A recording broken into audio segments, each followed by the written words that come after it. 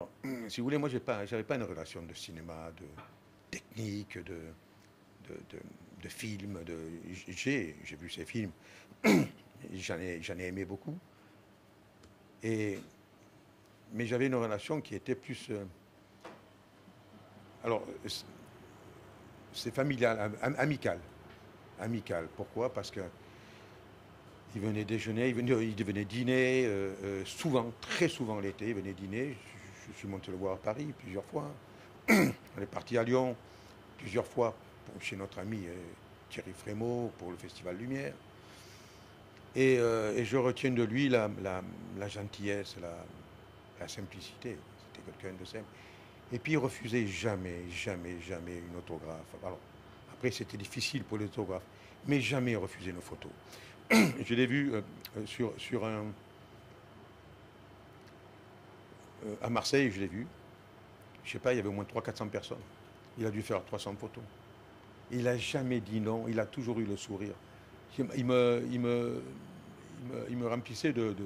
Je regardais cet homme-là, je dis, mais qui en est, nous? Qui en est? On est par rapport à des gens comme ça qui ont une notoriété, qui ont une vie exceptionnelle et qui ont prouvé leur qualité. Et de montrer cette gentillesse, ce bonheur, ce sourire et d'être toujours au top, c'était fabuleux, quoi. Et ça m'a donné une grosse leçon. Mais je ne suis pas capable. Je ne suis pas capable de faire comme lui, mais des fois je réfléchis. Je dis, Maman, remets les pieds par terre et regarde. Lui, c'est un grand monsieur, quoi. Et je l'aimais beaucoup. Je l'aimais. C'était mon pote. Et je pense qu'il y en a des milliers, mais s'il y a une anecdote en particulier que vous retenez d'un moment passé avec lui, ça serait laquelle? Alors, il y a une anecdote qui fait que. Il y a une anecdote qui est très sympathique. Chaque fois qu'il venait, je faisais comme si c'était son anniversaire. Alors, s'il venait 3-4 fois dans la semaine, je portais 3-4 fois le gâteau avec les bougies et tout. Et tous les gens dans le restaurant se levaient avec les serviettes et ça chantait. Et ils allaient tous faire la photo avec lui. Et bon, regardez, il faisait oh là là. Et ben, il faisait les photos.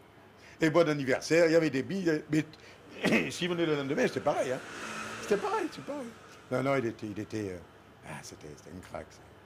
C'est un phénomène. Mais je vous remercie. Ah, j'ai une question un peu là. Vas-y. Restez, ne bougez pas, maman. Comment vous vous sentez aujourd'hui là? Regardez-moi. Non, très mal.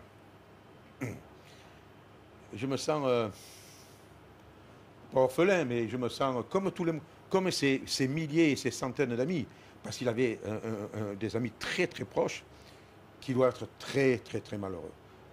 Je fais partie pas de ces amis très très proches, collés à Jean-Paul et qui le méritaient et qui sont des gens merveilleux. Hein. Tous ont été très gentils et ils ont tous apporté que de la bonne chose et de la bonne humeur et du bonheur à Jean-Paul.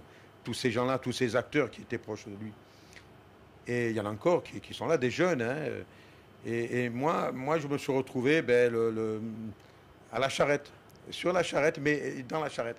Et donc, je suis content parce que, j'éprouve, je crois, le même sentiment que ces amis très, très, très proches.